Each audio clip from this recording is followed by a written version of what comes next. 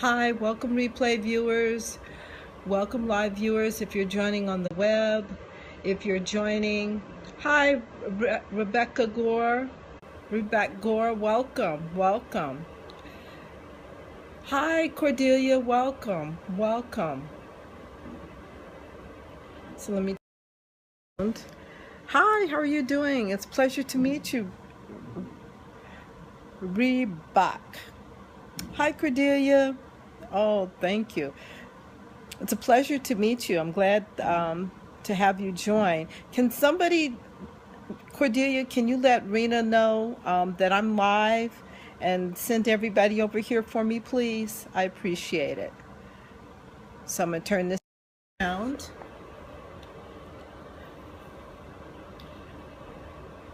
Thank you, Cordelia. I so appreciate it.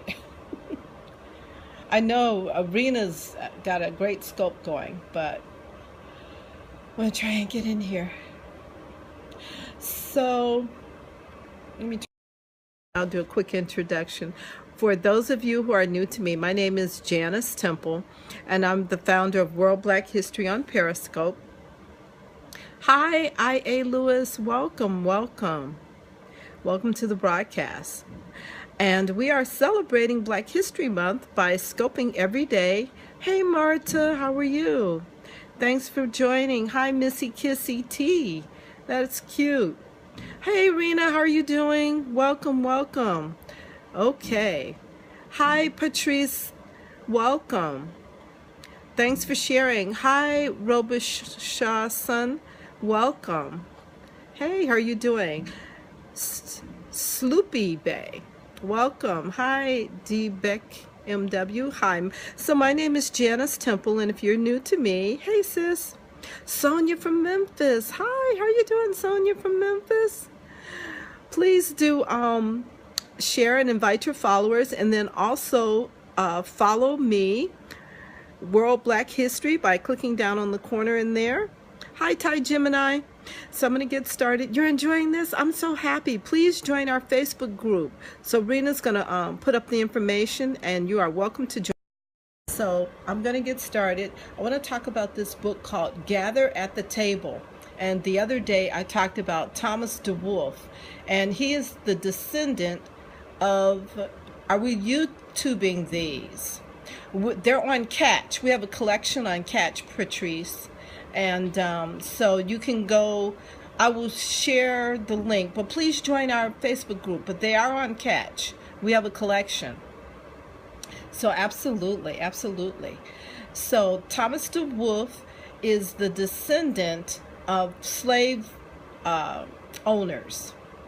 And he partnered with Sharon Leslie Morgan, who is the daughter of descendants of slaves. And so they wrote this book called Gather at the Table. Gather at the Table. And what they did was they traveled around the world visiting slave sites, basically.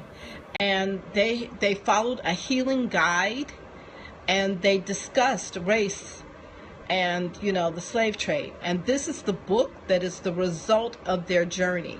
So this, I'm going to play a video for you guys real quick. And this is, let's see, Thomas DeWolf. I hope you guys can hear it. Let me know if you can hear it. People talk about racism, and it's so big and it permeates so much of what happens in Can you hear it? Everywhere in this country, whether people understand or acknowledge it or not. The challenges of race, you know, what W.E.B. Du Bois talked about, the challenge of the 20th century is the color line, which is still the case today. What if two people tried to understand better issues of race from the perspective of the other? So here you've got, you know, a kumbaya white guy from rural Oregon, Central Oregon, and, you know, this African American woman from urban Southside Chicago. What if the two of us live this model of healing together? And so that's what we attempted to do. How can we be together from such opposite sides, you know, from somebody whose ancestors were enslaved and somebody whose ancestors did the enslaving, can we find peace together? Can we find healing? Can we grow together through this? Okay, so I know it's not real loud, but that's the best I can do right now. So I want to share this with you. So Sharon and Thomas DeWolf spoke, it's okay, before 1,000 corporate leaders from around the world on September 17th at the 20th Annual General Electric African American Forum Global Symposium in Washington, D.C. If the world is going to change when it comes to the issues of race, corporate America has the power and influence to make a huge positive difference. A little background. Before committing herself to writing full-time in genealogy, Sharon had a long and distinguished career as a marketing communications consultant. She founded the National Black Public Relations Society and worked for a multitude of Fortune 100 companies, including McDonald's, Walmart, and Coca-Cola. Her connections led to a phone conversation with Sharon Orloff, Chief Global Diversity Officer for Walmart. After our conference call, Sharon by tap, thank you guys. After our conference call, Ms. Orloff read, "Gather at the Table," and then flew with 7 colleagues to our appearance at an afternoon workshop in Milwaukee, Wisconsin. She was moved to write messages of introductions and endorsement of our work to colleagues who work in her position with dozens of other major corporations. The resulting conversations have led to appearances at the League of Black Women Global Leadership Conference, a feature article in Diversity MBA magazine, as well as an appearance at their annual leadership conference.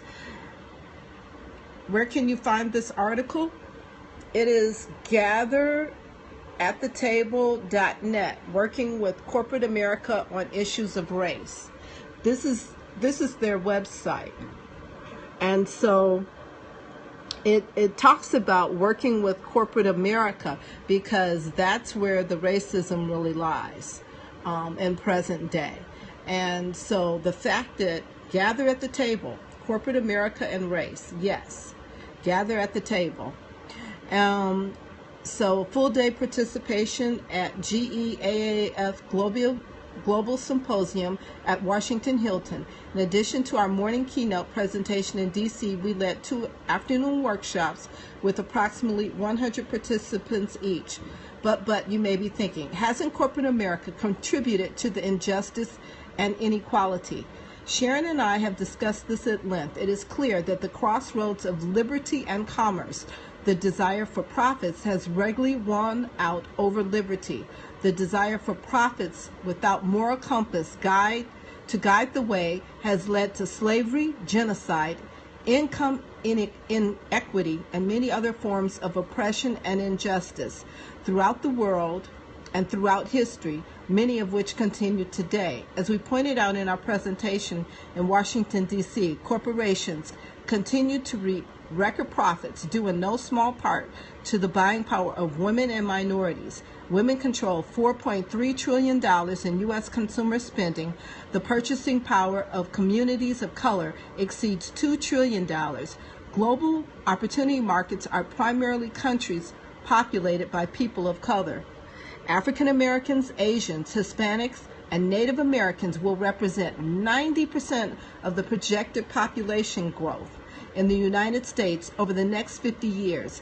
Given the importance of these communities to corporate profits, they should be proportionately represented at the decision-making table, right? Yet, white men compose 71% of corporate board directors. Women and minorities comprise 29%. White men comprise nearly 70% of executive team members, CEOs, and direct reports. African Americans comprise over 4%. Black workers with a 4-year bachelor's degree earn 78% of the salary for comparably educated white workers. These statistics showcase systematic legacies that we have not fully addressed.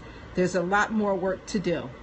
The people we are working with at Walmart, General Electric, Diversity MBA, the League of Black Women, and others are committed to addressing these systematic issues. We are committed to working with them and supporting them in their efforts. Yes.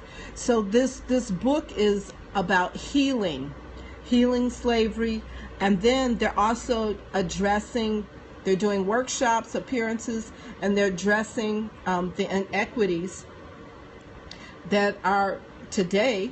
Yeah, isn't that awesome? And so Angela, the foreword to Gather at the Table was written by Joy Angela Degree, author of Post-Traumatic Slave Syndrome. The Akan people of Ghana and West Africa have long used Adinkra symbols to communicate important philosophical ideas and beliefs. The Sankofa icon is a mythical bird flying forward but looking backwards, and its mouth is an egg. The image embodies a dual meaning. The egg represents knowledge of the past on which wisdom is based, and signifies as well the benefit of that wisdom to future generations. The Sankofa urges us to go back and get it.